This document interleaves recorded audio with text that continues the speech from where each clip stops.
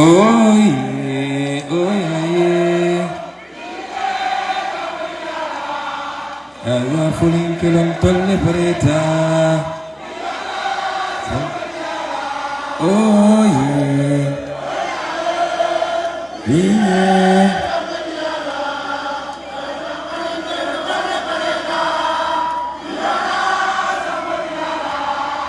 Merci Bignona. Merci Bignona. Au nom de toute la conférence des leaders, Kati Bignona Nyomre Safu, Nyomre Salul, Nisaf Ningarka Safak, Nisen Ampam Amoram Atomam Imam Ousmane Fansou Bodian, Manasaf Lom Bignona Pe Kuyeku, Kunaraku, Kusekaku, Kukambanaku, Burom Jomre Saful. Bignona, l'ensemble de la conférence des leaders est très content de Bignona. L'ensemble de la conférence des leaders. Borom Kiwi. Yangi yak suñu liggéey ana Moussa. Nanaw. Na sori. Borom drone bi ku ko yor. Yangi xawa jaxase liggéey bi.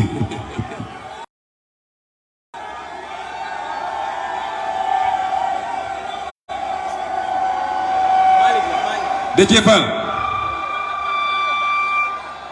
Président Déthié, kan moo gagné léegi Paris défi mobilisation bi kan moo ko gagné man nag waa Bignona nañ ma mere parce que d'accorduma Bignona gagnéwul de lii su fi amee daf fee war a am fii su fi amuloon damay bàyyi politique. kon xam ngeen ñan ñoo gagné mobilisation bi waa Ourossogui waa Fouta ñoo gagné mobilisation bi ñoom ñoo ko gagné ndax nag def fi Fouta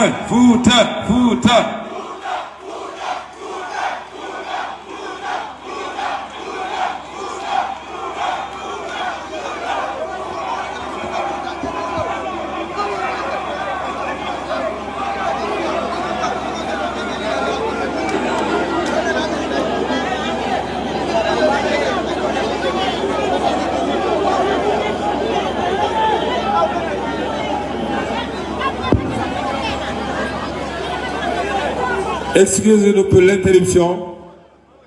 Sama jabar moo ñëw di ma nuyu. Mooy jabaru sama turando feu Ousmane Badji. Xam nga am na léegi nu mu tuuti 80 ans. waaye dafa ñëwoon di ma nuyu si sama jabar nag bu ñëwee j'interromps tout waxtaan ak moom ba noppi. Loola tax ma interrompre. Bignona dama ne waa Fouta ñoo gagné xam ngeen ndax lan dafa am zone yoo xam ne ci Sénégal def fa politique nekk fa opposant dafa xaw a métti trop dinañ la saaga dinañ la dóor dinañ la xas malgré tout gis ngeen cette jeunesse extrêmement déterminée du Fouta gis ngeen ces intellectuels du Fouta gis ngeen ces émigrés du Fouta qui ont compris que le discours extrêmement dangereux de Macky Sall nga xam ne nu muy def ba xaajale Sénégalais entre des ethnies entre des régions ñoom ñu comprendre loolu ne dañu d'accord ñu manipuler le Fouta ils sont là pour être membres et participer à des projets par rapport à des convictions et non pas parce que diw laa bokkal moo tax ma ne ñooñu ñoo jël le pari de la mobilisation je donne la première place au Fouta n'est-ce pas Déthié? Alors et je vais délivrer ici 2 messages et c'est important. parce que ce sera peut-être notre dernier discours de campagne. Fii duñ fi yàgg parce que Déthié l'a dit, il nous reste moins de 4 heures de campagne. On doit aller jusqu'à Ziguinchor, remonter jusqu'à Goudomp et revenir terminer à Ziguinchor. Ça nous fait presque 150 km yu ñu war a def. Kon on ne peut pas durer ici. Mais étape bi bu amuloon sax yàqul dara ci victoire Bignona.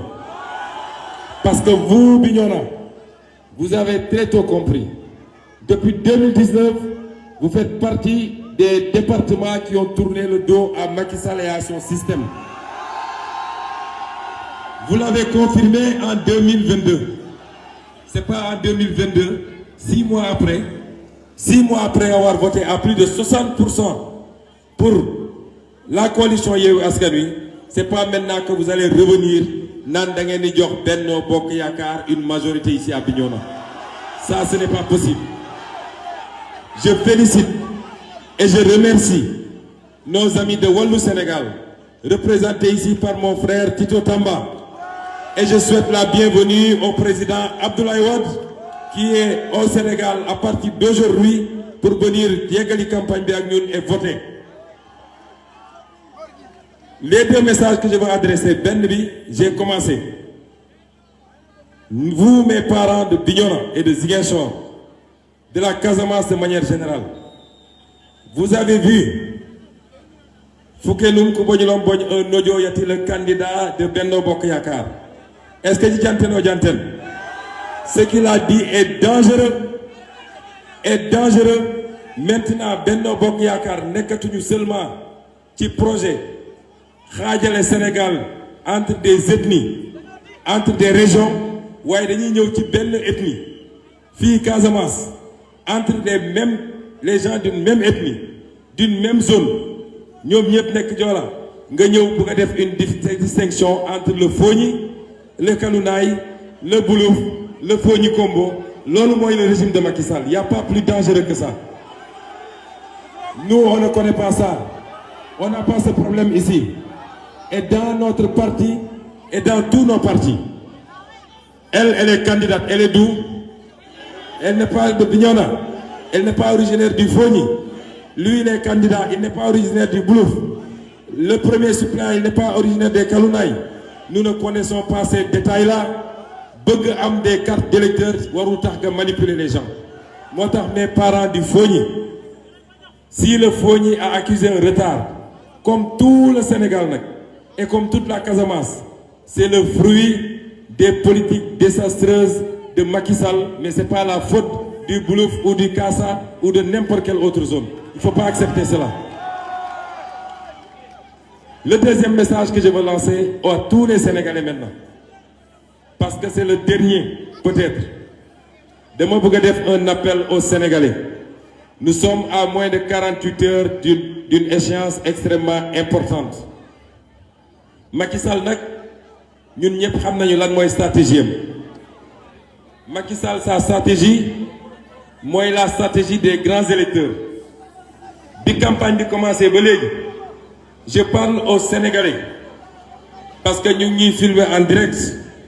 Seetlu leen lan mooy stratégie Macky Sall. Bi campagne bi commencé ba léegi, sa première stratégie mooy fexe ba am les grands électeurs, lu ñuy woowee les grands électeurs. Mais grands électeurs amatul Sénégal. Fii ku yaakaar ni da nga am benn mbooloo boo xam ne sa troupeau la, foo leen wax ñu dem fa, da ngay nax sa bopp. Les Sénégalais sont matures, ils sont éveillés, ils ont une conscience politique et ils choisiront en toute responsabilité. Macky Sall pare la toog njëkk na recevoir les jeunes Jakartaman, parce que je l'ai dit, son seul projet pour la jeunesse sénégalaise c'est les Jakarta. Mu njëkk a recevoir les jeunes Jakartaman. Avant ça, il a commencé à débaucher des maires et des présidents de conseils départementaux de toutes les coalitions de l'opposition. Mu jóge foofu, il a commencé à recevoir des dignitaires religieux. Nous nous reconnaissons à tout citoyen le droit d'avoir son opinion, que tu sois religieux ou pas. Après, mu dem jël des dignitaires de Dakar, ñenn ñi sax mu nommé leen conseiller du gouverneur de Dakar, parce qu'il pensait que quand il fera ça, dina am waa Dakar dina mun a am l'électorat de Dakar loolu doyul mu woo les artisans chaque région woo na fa lu mat 10 ou 15 artisans qui représentent les fédérations d'artisans barki démb il les a reçus au palais et donc sa stratégie c'est quoi? Il pense qu'au Sénégal il y a des grands électeurs parce qu'il sait que peuple bi tourné na ko le dos et il se dit que si j'ai les grands électeurs ces gens-là vont drainer des électeurs qui vont voter. Un électeur aujourd'hui moo mun a am lii fii à Bignona y en a pas et partout où on est passé au Sénégal c'est la même chose et c'est pourquoi li may wax sénégalais c'est ça le système dont j'ai toujours parlé chaque fois que le système est menacé ñiy bénéficier ci système bi yëpp ils vont se retrouver autour du président de la République pour fexe ba système bi desaat fi nu mu gën a yàggee et c'est sur le dos du peuple sénégalais qui a trop souffert et il faut barrer la route à ce système. On sait qui a gagné et c'est Yewwi Askan Wi qui a gagné depuis longtemps. Donc on est venu pour une formalité. La question c'est quoi? C'est est-ce que cette fois-ci ce sera à 80% ou 85% ou à 65%? Mais la question de la victoire éclatante de Yewwi Askan Wi, on n'en discute pas. Man, je parle de manière beaucoup plus globale à tous les Sénégalais.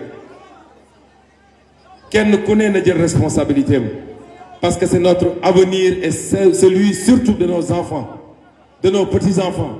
Loolu moo nekk en jeu actuellement. Moo tax il nous reste combien de jours, combien d'heures? Il nous reste 4 heures de temps pour que la campagne s'achève. Je veux que waa Bignona vous applaudissiez la conférence des leaders de Yewwi Askan Wi. Je suis fier ici chez moi.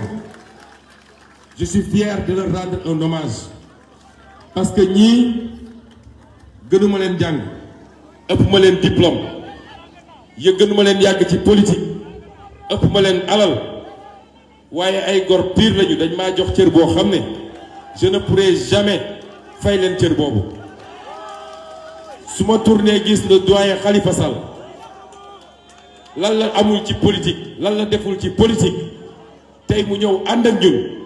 Il aurait pu dire je ne suis pas candidat. Il aurait pu dire Magla naa bàyyi xale yi def ko. Il a fait toutes les étapes avec nous. En 14 jours, on a parcouru des milliers et des milliers et des milliers de kilomètres. Vous les jeunes, vous devez regarder ci ñii. Ma jël doyen Habib Sy.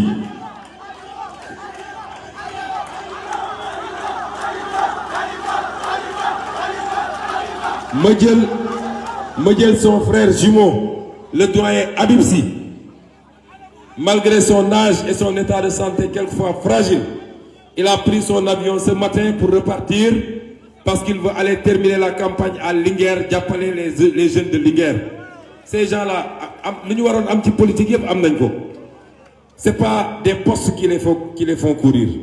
Moo tax nous les jeunes, on n'a pas le droit de baisser les bras. Su ma jëlee notre maman nationale. Qu'est-ce qu'elle cherche en politique? Li waroon am yëpp am na ko. Et tous ces gens-là, Macky Sall les a écartés de la liste. Et ils sont là aujourd'hui, après 14 jours de campagne difficile, pour boucler avec nous en beauté. Si je prends notre mandataire national, Déthié Fall, vous le connaissez, qui a abattu un travail titanesque depuis présenté fii nga xam ne non seulement politiquement il est très engagé à nos côtés mais jël na ak xaalisam def ci jël ay otom ambulance sax moo ñu ko jox l'ambulance qui suit le cortège ba pare toog fi mu toog yor kurusam di ñu ñaanal ci baatin kon ñooñu est-ce que ñun on a le droit de reculer su ma jëlee docteur Cheikh Tidiane Dièye vous le connaissez très bien qui est d'ici comme nous et qui a tout fait pour mobiliser un peu d'argent pour nous permettre de améliorer la logistique de campagne. Je peux prendre Moussa Tine, à l'Assemblée nationale, qui politique. Il faut chaque soir qu'il bouffe un peu de tchéré parce que c'est un bon serreur. Vous voyez, je sais que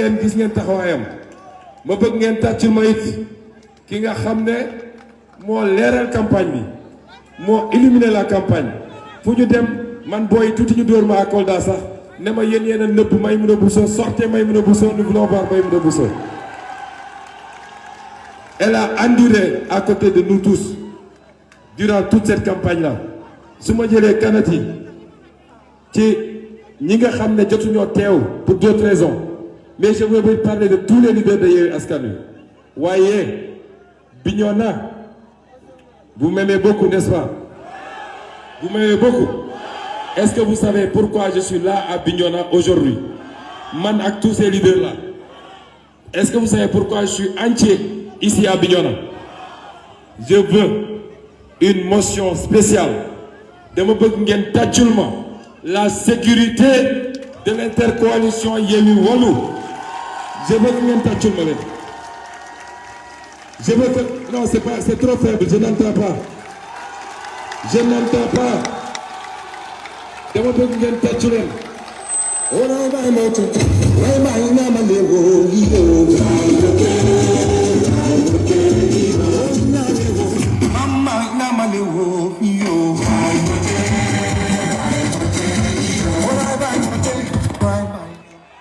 mais